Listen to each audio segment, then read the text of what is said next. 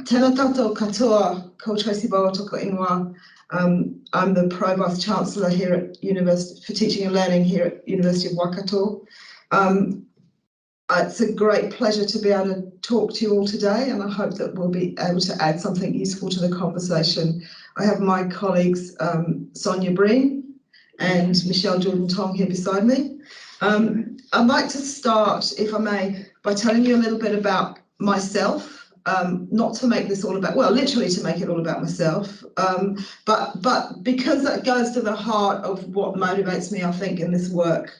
So you can probably hear from my voice that my accent that I didn't grow up here.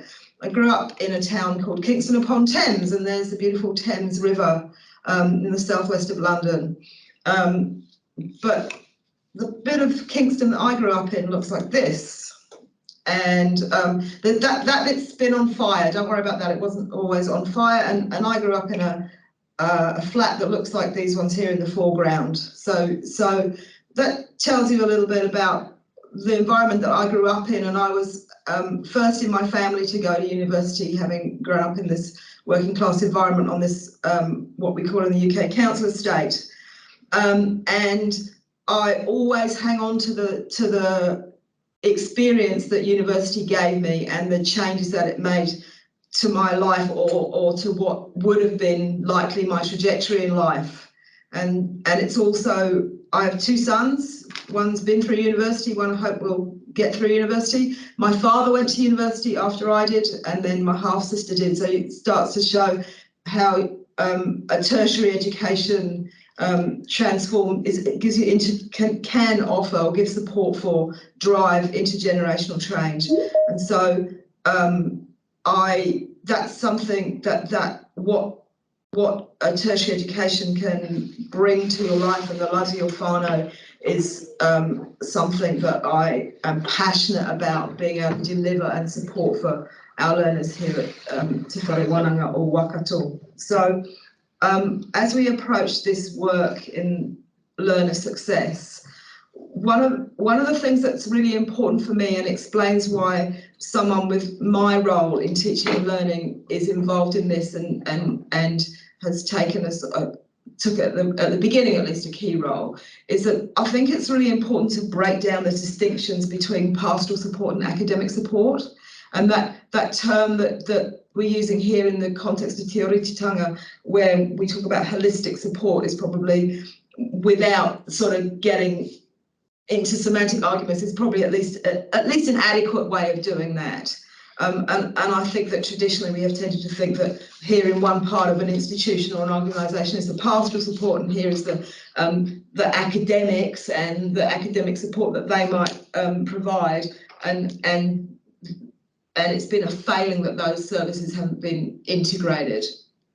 And I think that, and this is something that my colleague Michelle said, that when we were starting this work, is that it's been important that somebody in a leadership role in teaching and learning has been able to drive this, because it's been able to get us more traction and buy-in across the whole organisation. And another of the things that I've been able to do, I have responsibility for Te Puna Ako, our Centre for Tertiary Teaching and Learning, and it's enabled me to bring that team to make that more central in this work in a way that I think is quite unusual in this sort of work as well, beyond a straightforward student learning team. So what I'm going to explain now is kind of at a very high level, sort of the approach that we've taken, and then I'll hand over to Sonya, who's going to take us into some more detail. I'm afraid that a lot of this is really just what I'm going to say now is really an echo of what Stu's already said, but at least it shows that we're on the same page and the right page, Stuart.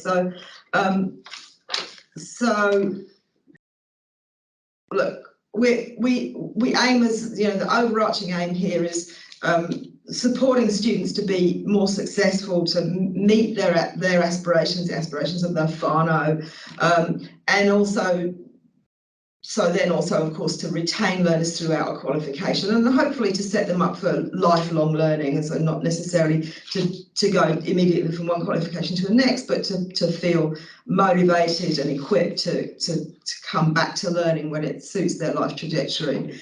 And a colleague who also set us on this path, he would often talk about this about 5 years ago in terms of dollars and cents, and I think that's right in that when we don't retain learners, that is a dollar and cents question for an organisation. It's also, of course, a dollar and cents question for the learner themselves and for their whānau, but I see it also more in terms of that loss of possibility and loss of potential when a learner doesn't. We're unsuccessful in supporting a learner to get through a qualification successfully. So we were like the TC itself, you know, we've learned from and what we've done has been informed by those international providers who've become sort of poster children for this approach. So we really benefited from the visits of colleagues from Georgia State University and the Georgia State system, the visits that the TC facilitated. And one of the things that we learned from them, I think, which is crucial, is the importance of, so adapting that to the Aotearoa New Zealand context, but the importance of removing the obstacles that we as an organisation put in the way of students. And so all starting from the question, in what ways are we the problem? And how do we resolve that problem to remove ourselves as obstacles to our learners' success? What are we putting in their way? So some more aspects of that approach, some of those still sort of key phrases on the right there that Stuart's talked about. So wrapping appropriate support around learners who need it when they need it. So that's also about an efficient use of your services and your resources. We don't have the resource to give the same level of support to every single learner, but every single learner doesn't need that same level of support. We're combining, so often when people talk about these data-informed approaches, people drop out of it, but the system this approach that we've designed and that we've implemented still keeps people, not just the learner, but the people offering support at the centre of the approach. So combining people, data and effective systems. Michelle's going to talk about how we, our sort of dream systems later. And so we're driving that support to the learner, to the right learners at the right time. And that's provides us with the tools where we identify those students who are struggling, and we identify them as early as we can, and then we can put in place the support that they need, and it's support that that will evolve as the learner's needs evolve, and it may well evolve away from a learner as they be able to become more independent and able to more independent as a learner, but also more broadly as a student in our organisational context.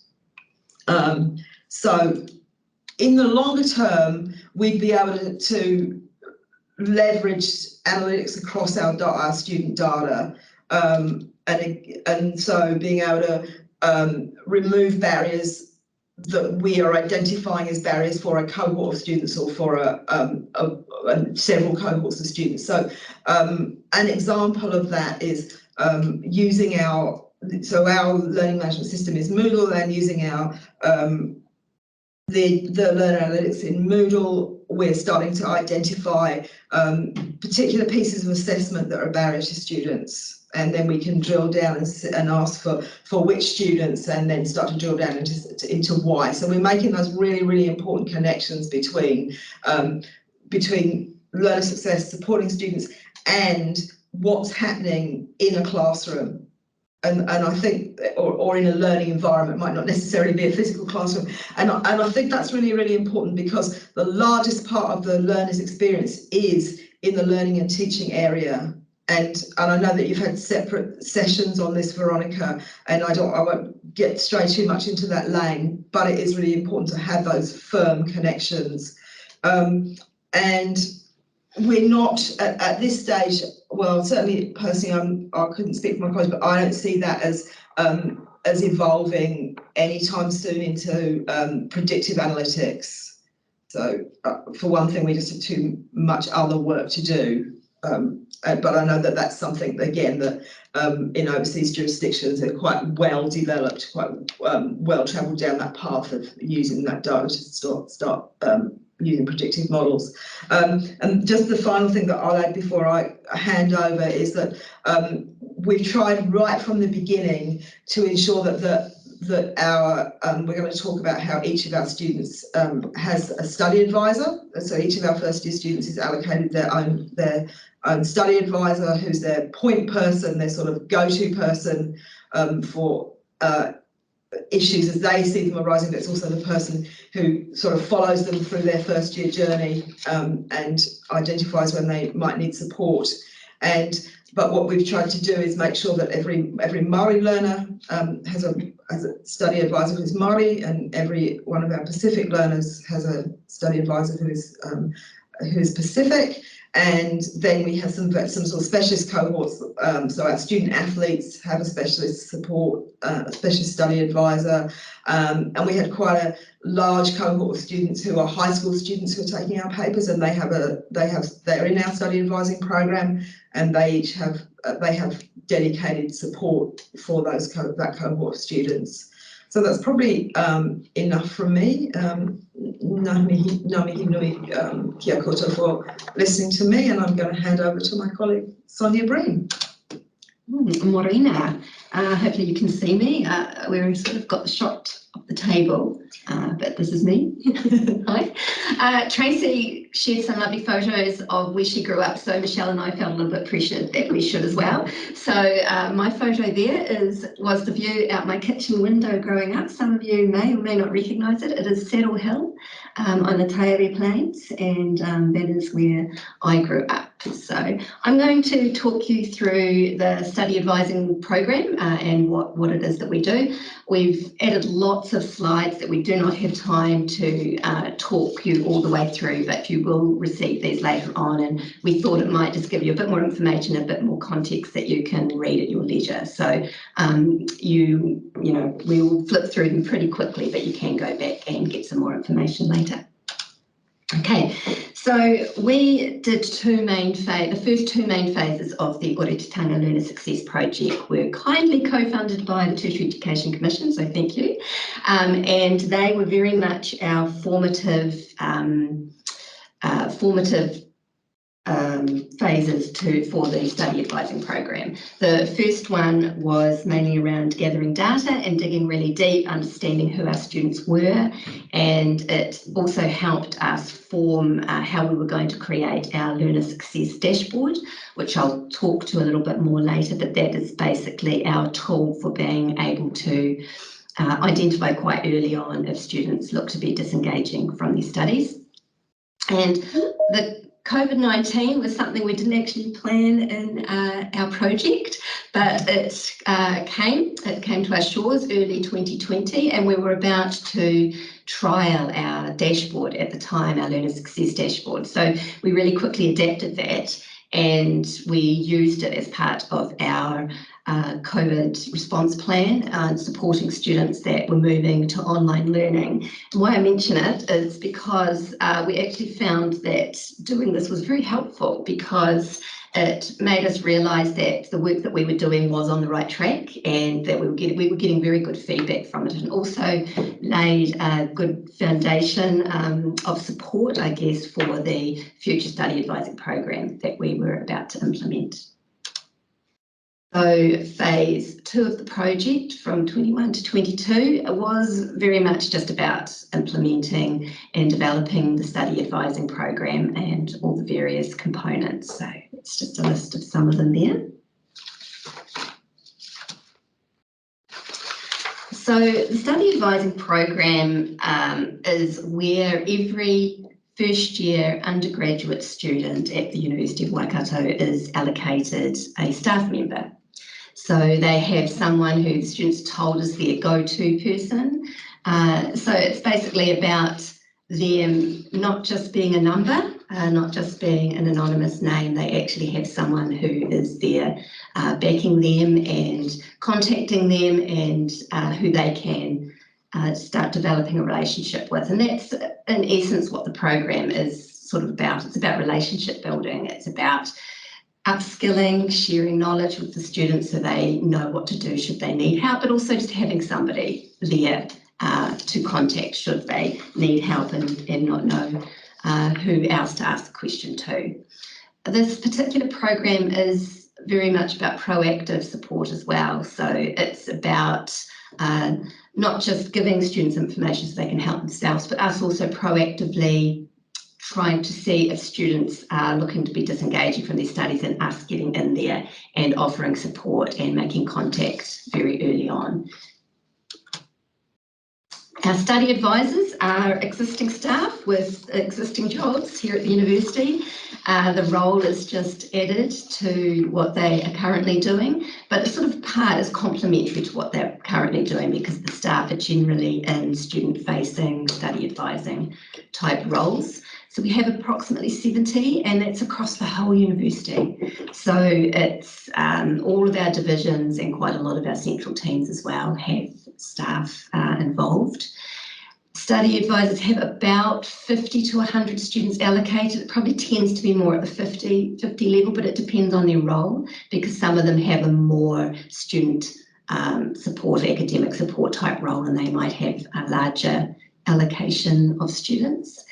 As Tracy mentioned before, we have different cohorts of students that are supported by specialised study advisors. So, for example, our Tauira Māori are matched with Māori study advisors, our Pacific students with Pacific study advisors. But we also link in with other transition to university programs that we run, such as Te Kahui Perere and the Mua program, which are for Māori and Pacific students respectively.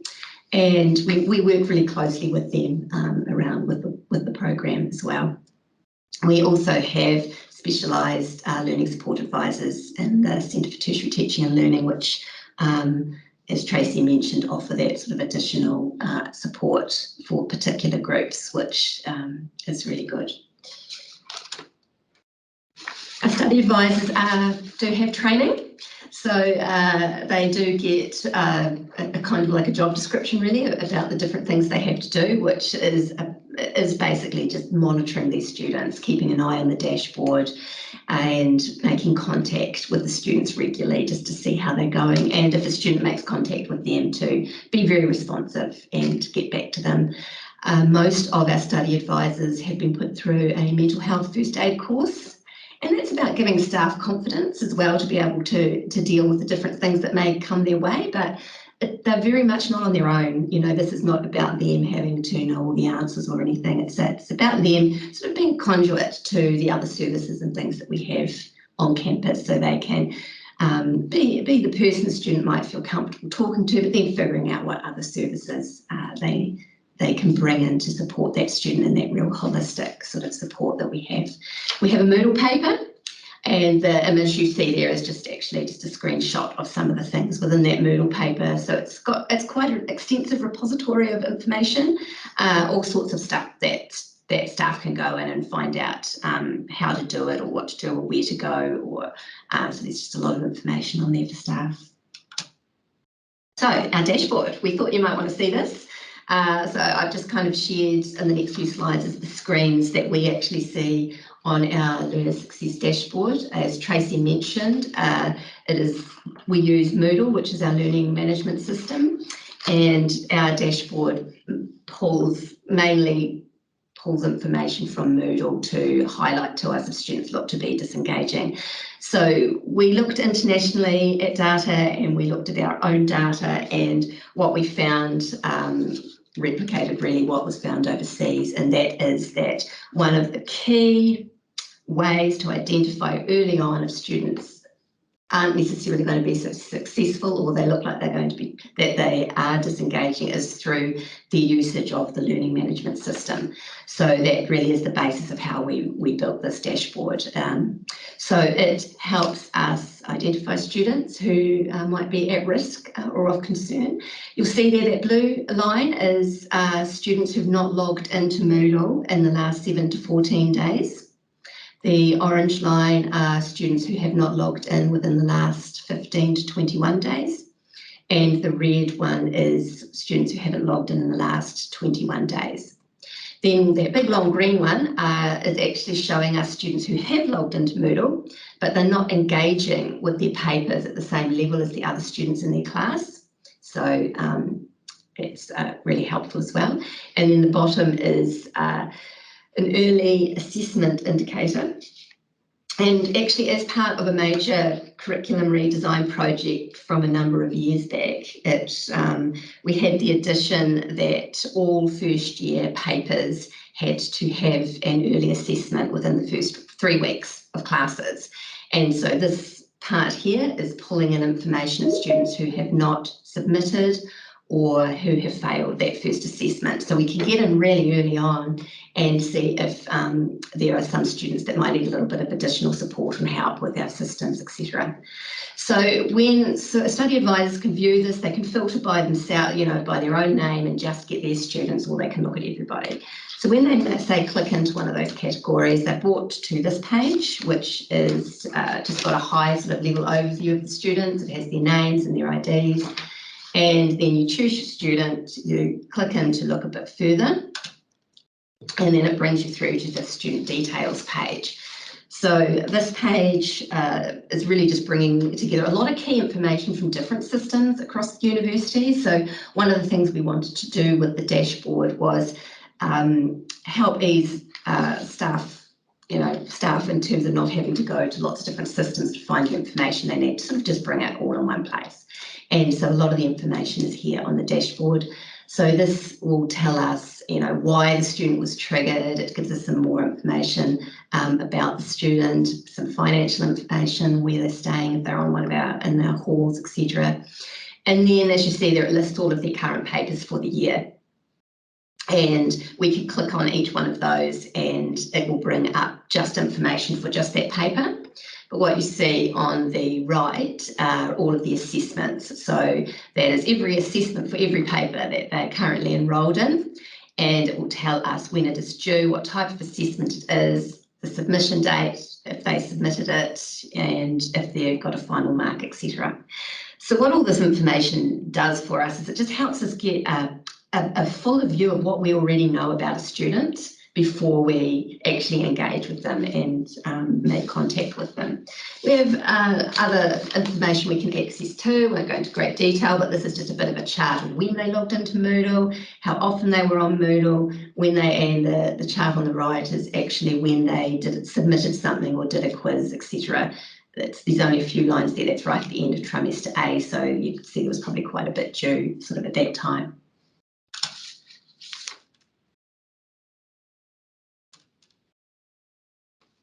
Okay, sorry, our presentation's just frozen.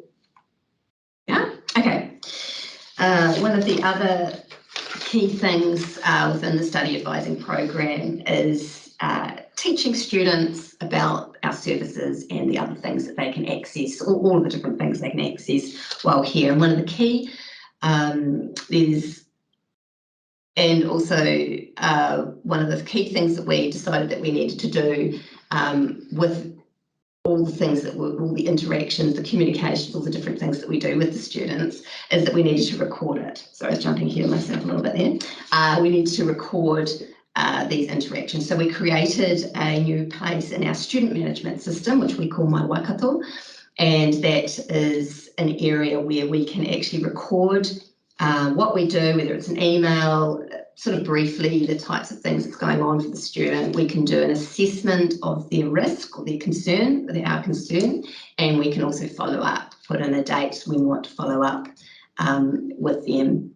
And yeah. about before, communication. So one of the key things that we also put into our study advising program was around teaching students about the different services and things that we have available to them.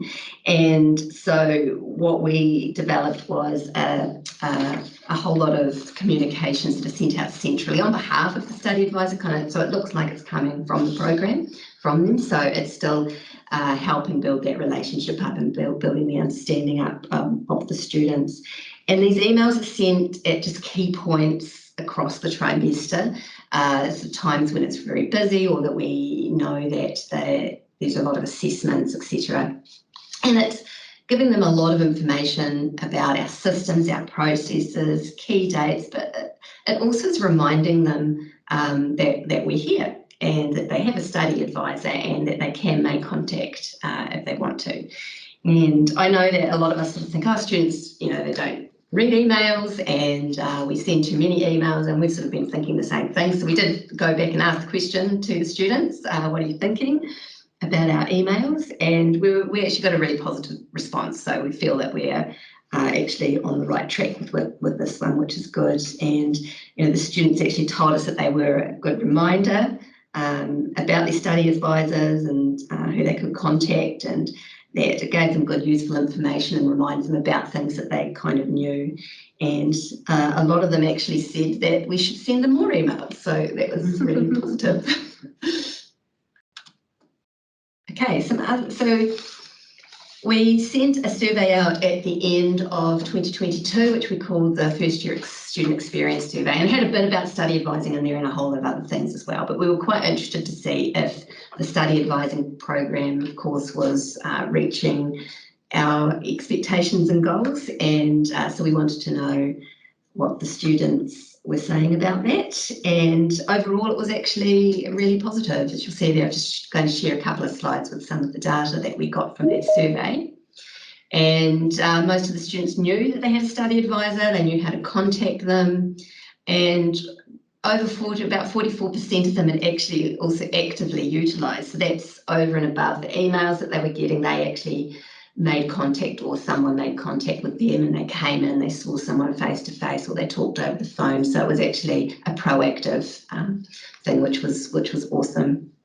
They knew what a study advisor did, and so we were really pleased also that they really rated the support of their study advisor really quite highly. So that was great. One of the other things, as we've talked about before, is we were trying to educate and upskill students so that they're quite aware of our services. They can kind of help themselves as well when they need to. And so the survey showed us that they are actually relatively aware of our key services, and that was great. So we feel that we've probably helped a bit in that. And what was also very good was that quite a number of them had utilised the services as well. So it shows you that they weren't just aware, that they were actually also stepping out and using them, which was great. So overall, I think it is definitely on the right track. We haven't met all of our goals yet. As Michelle's going to talk to you next about, we're still working on it and still building and doing things. We have had feedback from staff as well. And overall, it's been really quite positive from the staff in terms of the tool that they now have to be able to see a lot more information about the students, and they feel quite a good level of satisfaction that they're able to sort of do a little bit more and be more proactive with the students in their work as well. So that's been really positive. So that is it from me. Thanks, Sonya. Kia ora koutou, not too much longer from us. I just want to cover off a little bit, as Sonya mentioned, about what's next. So, ko Michelle Jordan-Tong taka wingwa, no kiri rāhau. I did actually grow up in a garden. My mother was a very avid gardener, and my mother was also a teacher. So this is, for me, where I come from, and this is one of her gardens. So I've been involved from the get-go really with this, but as a sort of one of the sort of study advising team leads. I work in one of our School of Management, and then more recently I've morphed into a role sort of taking things a bit further around what we're going to do around systems to support all of this work. Towards the end of November 2022, we did a review of where we'd got to and to look at, what's the next step we're going to take to really double down on the success we've had so far and to make things better, easier, more integrated. And so one of the outcomes of that was we identified the need for further development of fit-for-purpose integrated IT systems that support data collection, facilitate that sort of 360-degree learner view that we all wish for, learner success view. Some automation of process triggers to identify students who need support, and also reporting tools so that we can identify, are these things successful? TEC quite often want to know data and things like that about success rates, so we thought we better do something.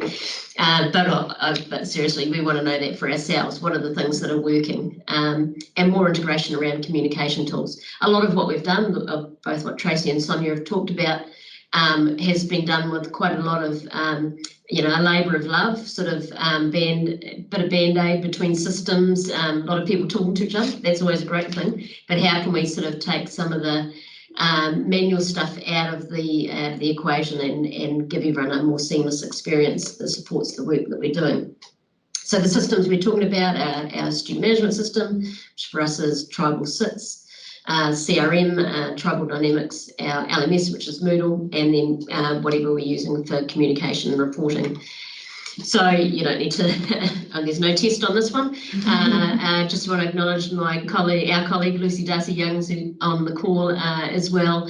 So this is some of the work we've been doing, sort of going through, well, what are the aspects of, when you look at the entire student learner success ecosystem, what are the aspects of it, and how do we want it to be? What are the things that we want to automate? What are the things that we, people are always going to be at the front of and need to have access to the information they need? So that's sort of the blueprint we're working towards. So to the future ecosystem, people are always going to be part of it, but what we want is for the people to be doing the stuff that really adds value. And for that to happen, we need those core systems, the SMS, CRM, LMS, all working together and overlapping, and to be able to do reporting across those systems, but also those plugins that various people come up with that allow us to do cool things. And congratulations to Canterbury on the success they've had and the profile they're getting around the work that they're doing down there. And when we were doing this, it was really awesome. We're in a competitive collegial environment, as I like to call it, and the willingness of people to share what they're doing has been awesome and has really helped us.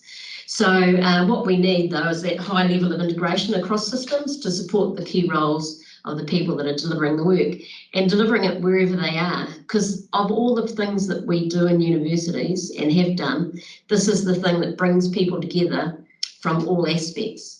And we naturally work in different systems. Our academic staff are teaching using our learning management system, our student admin staff are using the SMS, other contact people are using the CRM. How do we join that all up? And of course, there's no shortage of software providers circling, apologies to any on the call, who are willing to sell us this, that and the other thing. But I genuinely believe that as TEIs, we're ahead of where they are. We know conceptually what we need, and we need to make sure that we are sort of leading what needs to be done in terms of the approach that we want for our learners. And then, there's all sorts of issues around licensing and all sorts of things. How do you get a system in the hands of every staff member? So those are some of the things we're working through. But essentially what we want to do, we want to learn, it's learner success, it's institutional learning. What we need is that increased data permanence. So we know, a student started 2 years ago and they had a study advisor, where are they at in their journey now? Did that work? We want it to be scalable. We'd like all our students to have the right level of support for them and where they are in their learning. We want richer reporting, which requires greater data collection. And by doing that, it allows us to see those correlations. When we did this was more successful. A student who had presented with these needs, when we provided this service, this helped them. And then we can really target the investment in time and money and resources in terms of interventions and support. So that's where we're at, that's where we're going, and I think that is us. Thank you very much.